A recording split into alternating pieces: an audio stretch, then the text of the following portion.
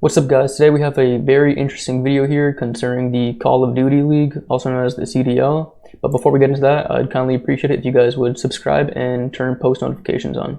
Let's just get right into it. So earlier this weekend on Saturday, the rotation reported that during today's EU Cup, a team reported their win mid-series. They then lost and admins refused to revert the result.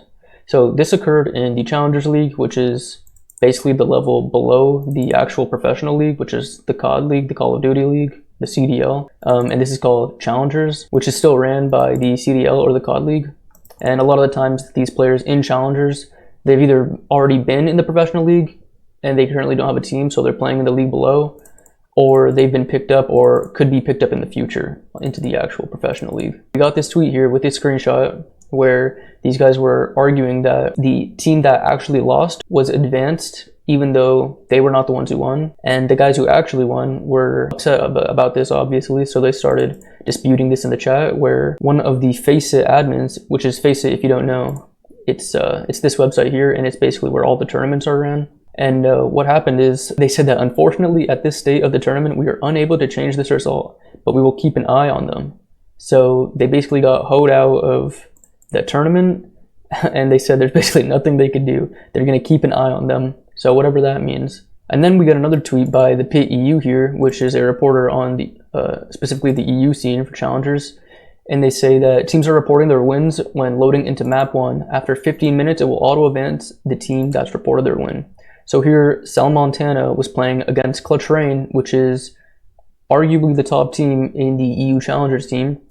And so what happened is they load into map 1, which is the hardpoint map, and as they're in mid-game, they click the advance button, and since they're in a game, they're not going to be looking at their Faceit on their second monitor, so they'll be auto-advanced in 15 minutes, and because of this, they get through any need of confirmation from the enemy team. And it's funny because they really thought they could just go through this. Well, I guess they could, because in this scenario, that is what happened. But in this case, we see that admins actually reverted the win in Team Sal Montana, which were the guys who were basically abusing the auto advance feature, got DQ'd from the tournament. And we can see this in the bracket here. Here we have match 1. Clutch Rain is the arguably #1 team, which means they are also the first seed.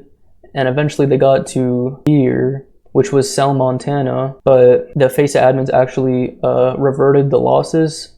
So it shows that they never played them since they got DQ'd. But we see here that Clutch Rain actually did get a 3-0 on them regardless, and they went on to continue playing in the tournament. We see here Nuevo Montana. He is one of the players on Sal Montana Nuevo. It's this guy here. Basically, he's the captain of the team. And he says that I'm speaking here for Sal Montana. My team had nothing to do with it. It was a genuine mistake from my part in the chat. I was literally telling Bregi, which is one of the players on Clutch Rain here. He is right here. I was literally telling Bregi to report his win as there was no point in playing.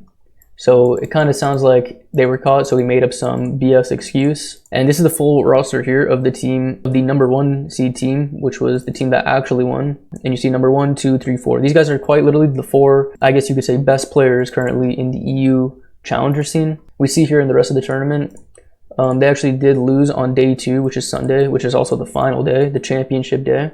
They did lose to Luti's Lions here. They went to the lower bracket. They made one heck of a run, but they lost in the finals of the lower bracket, meaning they placed top 3. But those are still good pro points, and if you don't know, you need a certain amount of pro points in order for when June comes or whenever they host champs, which is Challengers champs, not the actual professional one, but the semi-professional one. You need a certain amount of points to actually make or buy your ticket into Challengers champs, which they made it pretty hard for themselves not to qualify already for champs, since they did win Challengers Cup 1 here. And they also did win the bigger tournament, which is the playoff stage right here, which happened about a week ago. And it was also for 20K. So it is quite a lot of money for a semi-professional tournament. But I think it's also crazy that they tried doing it specifically to these guys here, because Linz and Bregi, these two guys here, have already been in the league before. And I know Cobra has been playing in the Challenger scene for quite a while now. And he used to be a duo of a current professional player that is very highly regarded. Moving on, we have a tweet here from Arc Raiders News. So yes, we have some Arc Raiders news, or some drama, and it's pretty funny. Let's watch the video first, then we can read the caption.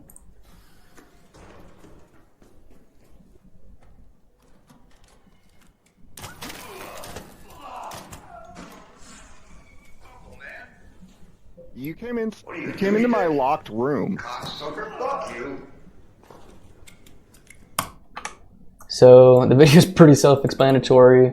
This guy ran into the player's key room, and if you don't know, the key room is a room that is locked behind a key, and the keys they're not the rarest, depends which room, but you want to typically hold on to the keys, and you definitely don't want a player just running in and taking the loot from your key room since it was your key that opened it. And he just goes headfirst for the weapon case, which is this right here. The weapons case is like the best part of the loot because it always has a weapon. So the fact that he just goes for it, no hesitation, is wild. And then he gets killed and he gets mad. And it's just, let's just one more time see his reaction. He says, "F you." Just some old man playing Arc Raiders as if it's just a PvE game. Like there's a PvP aspect to it.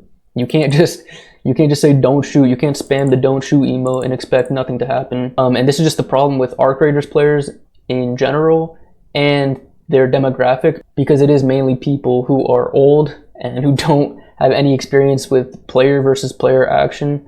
And it's always funny seeing things like this, you know. He's just completely in the wrong. And these are the type of players, again, who basically think that killing people or PvP in Arc Raiders is the equivalent of murder in real life.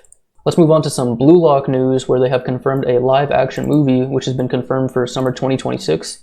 And this is the visual that we got here with the eye, you know, the typical Blue Lock eye. And I kind of like how it's done here. I'm not sure how well that's going to translate into the movie, but overall, just thinking about this, if you did watch the anime, you know that the animation was pretty stale and not very fluid aside from maybe the last episode in season 2. But it's going to be interesting to see how they convert Blue Lock into real life, because either they're going to need a lot of special effects for all the soccer moves, or they're going to need actors who actually know how to play soccer and pull off some of the moves. So I do wonder how they're going to transmutate this into a live action. And typically, you know, these anime live actions are not very good. And I think the best one in recency, at least, was the One Piece live action, and I still don't think that was very good. But I do like Blue Lock overall. I do read the manga, so I am hopeful for it, and I probably will watch it. But I'm not expecting much. Finally, we got a TikTok video here from the one and only Mario Bosco. Let's just watch it.